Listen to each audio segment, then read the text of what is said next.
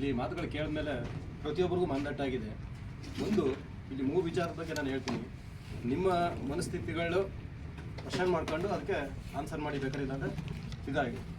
ಒಂದೇದು ನಮ್ಮ ಸಂಘಟನೆಗಳು, ನಾವೆಲ್ಲ 82-83 ಆಗ್ತಾನೆ ಸ್ಕೂಲಿಗೆ ಸೇರಿದಂಥ ಹುಡುಗರು. ಹಿಂದೆ ಇದ್ದಂಥ ಸಂಘಟನೆ ಎಷ್ಟು ಚೆನ್ನಾಗಿ ನಡೀತಾ ಇತ್ತು, ಕ್ರಮೇಣ ಸಂಘಟನೆಗಳು ಯಾವ ಹಾದಿ ಹಿಡಿದ್ವು ಅನ್ನೋದು ಒಂದು ಪ್ರಶ್ನೆ ಇಟ್ಕೊಳ್ಳಿ. ನಮ್ಮ ಸಂಘಟನೆಗಳು ದಾರಿ ತಪ್ಪಲಿಕ್ಕೆ ಅಥವಾ ನಶಿಸಿ ಹೋಗ್ತಾ ಇರ್ತಕ್ಕಂಥ ಹಂಚಿಗೆ ಬಂದಿರೋದಕ್ಕೆ ಕಾರಣಗಳು ಏನು, ಹೇಗೆ, ಯಾಕೆ ಅನ್ನೋದನ್ನ ಪ್ರಶ್ನೆ ಮಾಡ್ಕೊಳ್ಳೋಣ. ಇವತ್ತು ನಮ್ಮ ಸ್ನೇಹಿತರು ಹೇಳಿದ್ರು 39 ಪಂಚಾಯಿತಿ ಇದೆ, 39 ಪಂಚಾಯಿತಿಗೆ ಒಬ್ಬರಿಲ್ಲ, ಇಬ್ಬರನ್ನ ನೇಮಕ ಮಾಡೋಣ. ಅವ್ರಿಗೆ ಪ್ರತಿ ತಿಂಗಳು ಒಂದು ಸಭೆ ಕರೆದು ಇಲ್ಲಿ ಏನು ಬೇಕು ಆ ವಿಷಯದ ಬಗ್ಗೆ ಮನವರಿಕೆ ಮಾಡಿ ಅವರಿಗೆ ಒಂದು ಜವಾಬ್ದಾರಿಯ ಕೊಡೋಣ. ಇದು ಎರಡನೇ ವಿಷಯ. ಮೂರನೇದು, ಹಿಂದೆ ಎಲ್ಲ ಸರ್ಕಾರಿ ನೌಕರರು ಪ್ರತಿಯೊಬ್ಬರಿಗೂ ಬೆನ್ನೆಲುಬಾಗಿ ನಿಂತು ಮಳವಳ್ಳಿ ತಾಲೂಕಲ್ಲಿ ಮಾಡಿರೋ ನಿದರ್ಶನಗಳು ನಾನು ಕೇಳಿದ್ದೀನಿ. ನಾನು ಕೆಲಸಕ್ಕೆ ಸೇರುತ್ತಮೇಲೂ ನೋಡಿದ್ದೀನಿ. ನಮ್ಮ ಶಿವಣ್ಣ ಸರ್ ಅವ್ರು ಹೇಳಿದ್ರು, ನಾನು ಫೋನ್ ಮಾಡಿದೆ, ಮನೇಲಿ ಸ್ವಲ್ಪ ಕೆಲಸ ನಡೀತಾ ಇದೆ, ಬೇಗ ಬರಲೇಬೇಕು ಅಣ್ಣ, ನಿನ್ನೆ ಮೀಟಿಂಗ್ ಎಲ್ರಿಗೂ ಹೇಳಿದ್ದೀನಿ, 50 ಜನ ಬರ್ತಾರೆ ಅಂತ ಹೇಳಿದ್ದೀನಿ. ಇಲ್ಲಿ ನೋಡಿದ್ರು ಬೆರಳೆಣಿಕೆ ಅವರೇ, ಬೇಗ ಬನ್ನಿ ಅಂದು. ಅವರು ಆಯಿತು ಬರ್ತೀನಪ್ಪ ಅಂದ್ಬಿಟ್ಟು ಬಂದರು.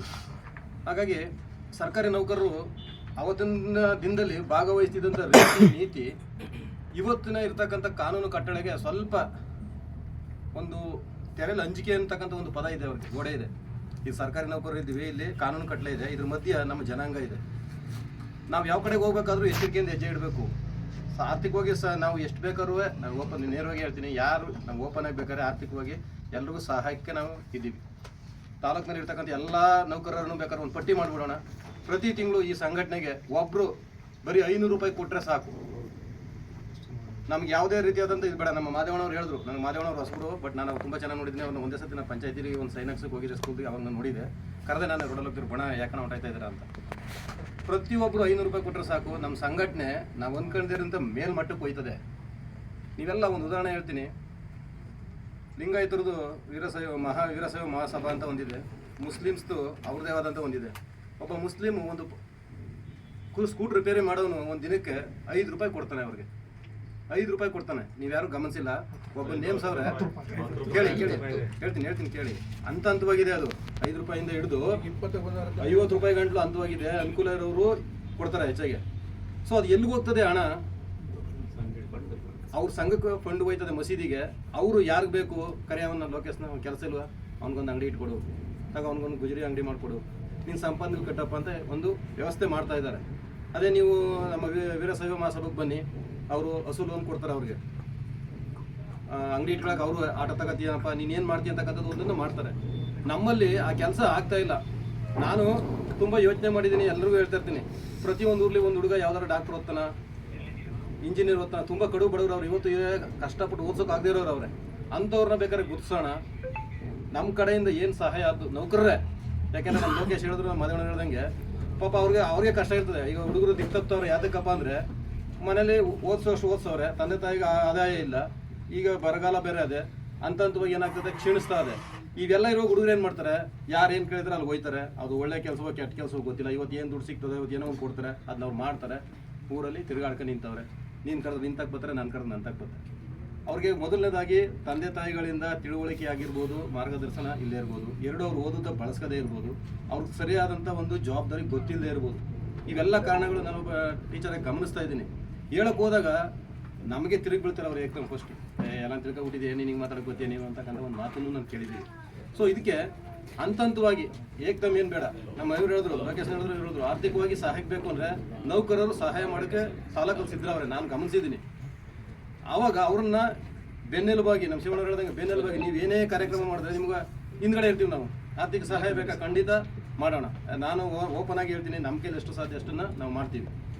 ನಾನು ಒಬ್ಬನೇ ಅಂತಲ್ಲ, ನಮ್ಮೆಲ್ಲ ನೌಕರರನ್ನ ಬೇಕಾದ್ರೆ ಒಂದು ಟೀಮೇ ಮಾಡ್ಕೊಂಡು ಆರ್ಥಿಕವಾಗಿ ಪ್ರತಿ ತಿಂಗಳು ಇಷ್ಟು ಕೊಡಿ, ನೇರವಾಗಿ ಹೇಳಿ. ಯಾಕೆ ಇದೊಂದು ಬಾಬಾ ಸಾಹೇಬ್ರದ್ದು ಒಂದು ಜೀತ ಮಾಡೋಕ್ಕೆ ನಮಗೆ ಒಂದು ಅವ್ರ ತಲೆ ಮೇಲೆ ಹೊತ್ಕೊಂಡಿದ್ದೀವಲ್ಲ, ಅದ್ರ ಜೀತ ತೀರ್ಸೋಕ್ಕೆ ನಾವು ಏನು ಕೊಟ್ಟರು ಕಡಿಮೆನೇ. ನಾವೆಲ್ಲ ಹಂಗೆ ಅನ್ಕೊಂಡಿರ್ಬೋದು. ಇವತ್ತು ನನಗೇನೋ ಒಂದು ಕೆಲಸಕ್ಕೆ ಬಿಟ್ಟದೆ, ನಮ್ಗೊಂದು ಕಾರ್ ತಗೊಬಿಟ್ಟವನಿ, ಒಂದು ಸ್ಕೂಟರ್ ತಗೊಬಿಟ್ಟವನಿ, ಒಂದು ಮನೆ ಕಟ್ಕೊಬಿಟ್ಟವನಿ ಅನ್ಕೊಂಡ ಕಡೆಗೆ ಆಗೋಗ್ಬಿಡಲಿಲ್ಲ. ನಾಳೆ ದಿನ ಇವತ್ತು ನಾವು ಒಂದು ರೀತಿಗಳೆಲ್ಲ ನೋಡ್ತಾ ಇದ್ರೆ ನಮ್ಮ ಮಕ್ಕಳು ಮುಂದೆ ಈಗ ಓದಿರೋರೇ ಮೆಡಿಕಲ್ಗೆ ಕೆಲಸಕ್ಕೆ ಹೋಗಿರ್ತಕ್ಕಂಥ ಸಾಧ್ಯತೆಗಳೇ ಜಾಸ್ತಿ ಇವೆ. ಇನ್ನು ನಮ್ಮ ಮಕ್ಕಳು ಅವೆಲ್ಲ ಓದಿ ಆಗೋದು ಕನಸನ್ನು ಮಾತಾಗ್ಬಿಟ್ಟದೆ. ಇದು ನಮ್ಮ ಜನಾಂಗಕ್ಕೆ ತಿಳುವಳಿಕೆ ಅಂತ ಕೊರತೆನೋ ಅಥವಾ ಗೊತ್ತಿದ್ದು ಸುಮ್ಮನೆ ಇದ್ದಾರೋ ಅನ್ನೋದೇ ನಮಗೆ ಅರ್ಥ ಆಗ್ತಾ ಇಲ್ಲ. ಹೇಳೋಕ್ಕೆ ಬಿಡು ಆಗ್ತಿಲ್ಲ, ಒಳಗಡೆ ನುಂಕದ್ ಇರೋಕ್ಕೂ ಆಗ್ತಾಯಿಲ್ಲ, ಆ ಸ್ಥಿತಿ ತಲುಪಿದ್ದೀವಿ ಇವತ್ತು. ಇದ್ದವರು ಏನೋ ವಯಸ್ಸಾದವ್ರು ಹೊಂಟೈತಾರೆ ಅಂದರೆ ಮುಂದಿನ ಜನಾಂಗ ತುಂಬ ಕಷ್ಟಕ್ಕೆ ಸಿಕ್ಕಾಕೊಳ್ತದೆ. ಈ ಸಿಕ್ಕಾಕೊಳ್ಳೋದನ್ನ ಬದಲಾಯಿಸ್ಕೋಬೇಕು ಅಂದರೆ ಈಗ ಹೇಳ್ದಂಗೆ ಮೊನ್ನೆ ನಮ್ಮ ಸಂಘದಲ್ಲಿ ಒಂದು ನಿನ್ನೆನೂ ಮೀಟಿಂಗ್ ನಡೀತು, ಅದನ್ನು ಒಂದು ಹೇಳ್ತೀನಿ. ನೌಕರರ ಮಕ್ಕಳಿಗೆ ಇದಿರಲಿಲ್ಲ, ಇದು ಇನ್ಕಮ್ ರುಜಿ ಇದಿರಲಿಲ್ಲ, ಲಿಮಿಟ್ ಸ್ಟೇಟ್ಸ್ ಇರಲಿಲ್ಲ. ಈಗ ಕಳೆದ ವರ್ಷ ನಮ್ಮ ಸ್ನೇಹಿತನ ಮಗಳು ಫಸ್ಟ್ SLC ಪಾಸ್ ಮಾಡಿದಾಗ ಅವಳು 15,000 ರೂಪಾಯಿ ದುಡ್ಡು ತಗೊಂಡು ಈ ವರ್ಷ ಅವಳಿಗೆ ಅಪ್ಲೈ ಮಾಡೋಕ್ಕೆ ಆಯ್ತಾ ಇಲ್ಲ. ತಂದೆ ತಾಯಿ ಇಬ್ಬರು ಕೆಲಸದಲ್ಲ ಅವರೇ, ಇನ್ಕಮ್ ಲಿಮಿಟ್ಸ್ ಮಾಡ್ಬಿಟ್ಟು ಅವ್ರು 6.5 ಲಕ್ಷ, ಅವರಿಬ್ಬರ ಸಂಬಳ 8.5 ಲಕ್ಷ 9 ಲಕ್ಷಕ್ಕದೆ. ಈಗ ಅವ್ರು ತಗೊಳಕ್ಕೆ ಆಯ್ತಾ ಇಲ್ಲ. ನಾನು ದಯಮಾಡಿ ನಿಮ್ಗೆ ಎಲ್ರಿಗೂ ಒಂದು ಕೇಳ್ಕೊತೀನಿ, ಹೇಳೋದಕ್ಕೆ ಹೋಗಿ ಇಷ್ಟಪಡಲ್ಲ. ನೀವು ಯಾವ ಪಕ್ಷದಲ್ಲಾರೋ ರಾಜಕೀಯ ಮಾಡಿ. ರಾಜಕೀಯ ಅನ್ನೋದು ಒಂದು ಹುದ್ದೆ, ಬೇಸ ಮಾಡೋದು ಅಂಥದ್ದಲ್ಲ ಅದು. ನಾನು ರಾಗಿಬೊಮ್ಮಡಿಲಿ ಒಂದು ಉದಾಹರಣೆ ನೋಡಿದೆ. ಒಂದು ಎಲೆಕ್ಷನ್ಗೆ ಹೋಗಿದೆ, ಅಲ್ಲಿ 2 ಕ್ಯಾಂಡಿಡೇಟ್ಗಳು ಹೆಸರು ಹೇಳೋದಿಲ್ಲ. 2 ಕ್ಯಾಂಡಿಡೇಟ್ ಅವರು ಬೆಳಗಿನ ಸಂಜೆ ಗಂಟೆ ಕಚ್ಚಾಡ್ತಾ ಇದ್ರು. 5:30 ನಮ್ಮ ಬೂತ್ ಎದ್ಕ ಬರ್ಬೇಕಾದ್ರೆ ಅವ್ರ ಹೆಗಲ ಮೇಲೆ ಕೈ ಹಾಕೊಂಡು ಅವರೇ ಟೀ ಕುಡಿತಾ ಕೂತಿದ್ರು. ತುಂಬ ಆಶ್ಚರ್ಯ ಆಯ್ತು ನನಗೆ ಅದು ನೋಡಿ. ಏನು ಈ ಥರ ಇವ್ರಲಿ ಅಂತ ಬೆಳಗ್ಗೆ ಅಲ್ಲಿ ಕೆಲವರು ವಿಚಾರಿಸ್ದೆ, ಅದು ಆ ಟೈಮ್ಗೆ ಅಷ್ಟೇ ಕಣ, ಮುಗಿದ ಮೇಲೆ ನಾವೆಲ್ಲ ಒಂದೇ, ಯಾರು ಮಾಡಿಕೊಟ್ರೆ ನಮಗೇನು, ನಮ್ಮೂರು ಕೆಲಸ ಆಗ್ಬೇಕಂದ್ರೆ ಅಷ್ಟೇ. ನೀವು ಯಾಕೆ ಹಿಂಗೆ ಅದನ್ನ ನಿಮ್ಮ ಅಪ್ಪನ ಮನೆ ಆಸ್ತಿ, ನಮ್ಮ ತಾತನ ಮುತಾರ್ಜಿ ಆಸ್ತಿ ಅಂದ್ಬಿಟ್ಟು ಕಿತ್ತಾಡ್ತಾ ಜಗಳಾಡ್ಕೊಂಡು ಇದು ಮಾಡ್ಕೊತೀರ. ಅದನ್ನು ಬಿಟ್ಟಾಕಿ ಅದೊಂದು ಹುದ್ದೆ ಇದ್ದಂಗೆ. ಇವತ್ತು ನನಗೊಂದು ಅಧಿಕಾರ ಸಿಕ್ಕದೆ ನಾನು ಮಾಡ್ತೀನಿ, ನಾಳೆ ನಾನು ಮನೆಗೆ ಹೋಗ್ತೀನಿ, ಇನ್ನೊಬ್ಬ ಬರ್ತಾನೆ, ಅವ್ನು ಯಾರಾದ್ರೂ ನಮ್ಮೂರಿಗೆ ಏಳಿಗೆ ಮಾಡ್ಕೊಡ್ಬೇಕು ಅಷ್ಟೇ. ಪಂಚಾಯತಿ ಎಲೆಕ್ಷನ್ ಹಂಗೆ ಅಂತ ತಿಳ್ಕೊಂಡು ನಾವು ಮಾಡ್ತಾ ಇದೀವಿ ವಿನಃ ನಾವೇನಿದೆ ಬೇಸ್ದಾಗ ಮಾಡ್ತಾ ಇಲ್ಲ ಅಂತ ಎಷ್ಟು ಚೆನ್ನಾಗಿ ಹೇಳಿದ್ರು ಅಂದರೆ ಈ ತಿಳುವಳಿಕೆ ನಮ್ಮ ಜನಗಳಿಗೆ ಇಲ್ಲವೇ ಇಲ್ಲ. ಅವನಲ್ಲವನೇ ಇವನಿಲ್ಲ, ನೀವೆಲ್ಲಾರ ಮಾಡ್ರಪ್ಪ, ಅದು ಒಂದು ಉದ್ಯೋಗ ನಿಮ್ಗೆ ಸಿಕ್ಕದಂಥ ಒಂದು ಇದು. ಒಬ್ಬ ಡ್ರೈವರ್ ಬೆಳಗ್ಗೆ ಹೋಯ್ತಾನೆ, ಡ್ಯೂಟಿ ಮಾಡ್ಕೊತಾನೆ, ಸಾಯಂಕಾಲ ಬರ್ತಾನೆ. ಅವ್ನು ಯಾರು ದ್ವೇಷ ಮಾಡ್ತಾನೆ? ಅವ್ನು ದ್ವೇಷ ಮಾಡಿದ್ರೆ ಬಸ್ಸಲ್ಲಿ ಇರೋರೆಲ್ಲ ಇರೋಲ್ಲ. ಹಾಗೆ ನಾವು ಅಷ್ಟೇ, ಈ ಒಂದು ರಾಜಕೀಯ ಆಗ್ಬೋದು, ನಮ್ಮ ಜನಗಳಾಗ್ಬೋದು, ಆತ್ಮೀಯವಾಗಿ ಅವ್ರು ನಾವೆಲ್ಲರೂ ಅವ್ರು ಎಲ್ಲೇ ಇದ್ರೂ ಮಾತಾಡಿಸ್ತೀವಿ. ಅವ್ರು ಆಯ್ತಪ್ಪ, ತುಂಬ ಅವರು ಚಿಕ್ಕವ್ರು ತುಂಬ ಬಾಯಿ ತುಂಬ ಜನ ಮಾತಾಡಿಸ್ತಾರೆ. ಹಾಗಾಗಿ ಪಕ್ಷದಲ್ಲಿ ಎಲ್ಲೇ ಇರಿ, ವಿಷಯ ಬಂದಾಗ ಅಂಬೇಡ್ಕರ್ ಬುದ್ಧ ಅಂತ ಬಂದಾಗ ನೀವೆಲ್ಲ ಒಗ್ಗಟ್ಟಾಗಿ ಒಂದು ಸಹಾಯದ ಮಾಡೋದ್ರ ಮುಖಾಂತರ ಏಳಿಗೆಗೆ ಅವಕಾಶ ಮಾಡ್ಕೊಳ್ಳಿ. ಸುಮ್ಮನೆ ಅವರು ಹೇಳ್ದಂಗೆ ಇವರು ಹೇಳ್ದಂಗೆ ಅಂತ ಅವ್ರ ಕಾಲ ಇವ್ರು ಹಿಡ್ಕೊಂಡು ನಳ್ಳಿ ಹಿಡ್ಕೊಂಡಂಗೆ ಎಳ್ದು ಕೇಳೋಕ್ಕೆ ಮ್ಯಾಕತ್ತಕ್ಕೆ ಹೋದವ್ರು ಹಿಡ್ಕೆ ಎಳ್ದು ಅವನು ಹತ್ತು ಬಿಡಬೇಡಿ, ನೀವು ಹತ್ತಬೇಡಿ, ನಮ್ಮ ಜನಾಂಗನೂ ಹತ್ತಿಸ್ಬೇಡಿ ಕಡೆಗೆ. ಏನಾಗಿ ಅಂದ್ರೆ ಎಲ್ಲರ ಮೇಲೆ ತಲೆ ಮೇಲೂ ಚಾಪಡಿ ದಿಂಡಿಗಲ್ಲು ಏನದು ಎಲ್ಲ ನೆತ್ತಾಕೊಂಡು ಅಡಿಗೆ ಸಿಗಾಕೊಂಡು ಯಾರು ಬಂದ್ರು ಎತ್ತಕ್ಕಾಗ್ಬಾರ್ದು, ಹಂಗೆ ಒದ್ದಾಡ್ತಾ ಇರೋದು ಇದು ನಡೀತಲೇ ಇದೆ ನಮ್ಮಲ್ಲಿ. ಇದು ಬೇಡ. ಈಗ ನಮ್ಮ ಶಿವಣ್ಣವ್ರು ಬೆಳೀತಾವ್ರೆ, ಬೆಳೀಲಿ ಬಿಡು. ನಮ್ಮ ದರ್ಶನ್ ಸರ್ ಆಗೋರು ಆಗಲಿ ಬಿಡಿ. ಹೇಳಿದ್ರೆ ನಮ್ಮೆಲ್ಲರನ್ನು ಕಾಪಾಡ್ತಾರೆ. ನಾವೆಲ್ಲ ಅವ್ರ ಜೊತೆಗೆ ಅವ್ರಿಗೊಂದು ಧೈರ್ಯ, ಏನೋ ಒಂದು ಮಾಡ್ಬೋದು ತಡೆಯವ್ರು ಎಲ್ಲವ್ರೆ ಅಂತ. ಎಲ್ಲ ಹಿಂದೆ ಗೆದ್ಬಿಟ್ಟು ಹಿಂಗೆ ತಿರುಗಿ ನೋಡಿದಾಗ ಯಾರೂ ಇಲ್ಲ ಅಂದರೆ, ಹಿಂದೆ ಪ್ರತಿ ಊರಲ್ಲೂ ನಮ್ಮ ಸ್ನೇಹಿತರು ಹೇಳಿದ್ರು ರಾಮ ಮಂದಿರ ಇತ್ತು. ಇವಾಗ ಯಾಕೆ ದ್ವಿಗುಣ ಮಾಡ್ತಾವ್ರೆ ಅಂದರೆ, ಹಿಂದಿನ ಯಾರು ಅಂಬೇಡ್ಕರ್ನ ದ್ವೇಷ ಮಾಡ್ತಿದ್ರು, ಇವತ್ತು ಅವರು ಅಂಬೇಡ್ಕರ್ ಹೆಸರು ಹೇಳ್ಕೊಂಡು ಬೇರೆ ಕೆಲಸಗಳು ನಮ್ಮ ಕೈಲಿ ಮಾಡಿಸ್ತಾರೆ ಊರಲ್ಲೆಲ್ಲ. ಈಗ ಮತ್ತೆ ಹೇಳಿದ್ರಿ ಮೊನ್ನೆ ತಿರುಪತಿಲಿ ಒಂದು ಇದಾಯಿತು, ಮೀಟಿಂಗ್ ಆಯಿತು ಅಂತ. ಅದ್ರ ಉದ್ದೇಶ ಏನಂದರೆ, ಇವರು ಜ್ಞಾನಿಗಳಾಗಬಾರ್ದು, ಇವ್ರು ತಮಟೆ ಬಾರಿಸೋರು ತಮಟೆನೇ ಬಾರಿಸ್ಬೇಕು, ಚಟ ಕಟ್ಟೋರು ಚಟ್ಟನೆ ಕಟ್ಟಬೇಕು, ಕೊಂಬು ಬಾರಿಸೋರು ಕೊಂಬನೆ ಊದಬೇಕು. ಇವ್ರು ಮ್ಯಾಕ್ ಬಂದ್ಬಿಟ್ರೆ ಜ್ಞಾನವಂತರಾಗ್ಬಿಟ್ರೆ ನಮಗೆ ಗುಲಾಮ್ಗಿರಿ ಮಾಡೋರು ಇಲ್ವಲ್ಲ. ಇವ್ರು ಯಾಕಪ್ಪ ಓದಿಸ್ಬೇಕು ಇವ್ರನ್ನ? ಇವ್ರಿಗೆ ಬೇರೆ ಬೇರೆ ರೀತಿ ಕಡಿವಾಣ ಹಾಕೋಕೆ ನೋಡ್ತಾವ್ರೆ, ಇವರು ಬಗ್ತಾ ಇಲ್ಲ. ಅಟ್ಲೀಸ್ಟ್ ಇವನಾರ ಮಾಡಿದ್ರೆ ಇವರು ದೇವಸ್ಥಾನ ತೊಳ್ಕೊಂಡು ಈಚೆ ಒಂದು ಚಪ್ಪಲಿ ಕಾಯ್ಕೊಂಡು ಒಂದು ಇನ್ನೊಂದು ಮಾಡ್ಕೊಂಡು ಕೂತಿರ್ಲಿ, ನಾವು ನಮ್ಗೇನು ಬೇಕು ಒಳಗೆ ಮಾಡ್ಕೊಳ್ಳೋಣ. ಇದು ಅವ್ರ ಉದ್ದೇಶ. ನಮ್ಮ ಜನಕ್ಕೆ ಏನು ಗೊತ್ತಾ, ಅನ್ಯತಾ ಭಾವಿಸ್ಕೋಬೇಡಿ. ಅದೇನೋ ಬಿದ್ದಿದ್ದನ್ನು ಬಿಸಿ ಇಟ್ಟು ಕೊಟ್ಟಿರ್ತೀನಿ, ಎದ್ದು ಬಂದು ಎದ್ದು ಬಂದಂಗೆ ಆ ದೇವಸ್ಥಾನ ಮುಂದೆ ಎಲೆ ಕೊಡು ಅಂದರೆ ಅದೇ ದೊಡ್ಡ ಇದು.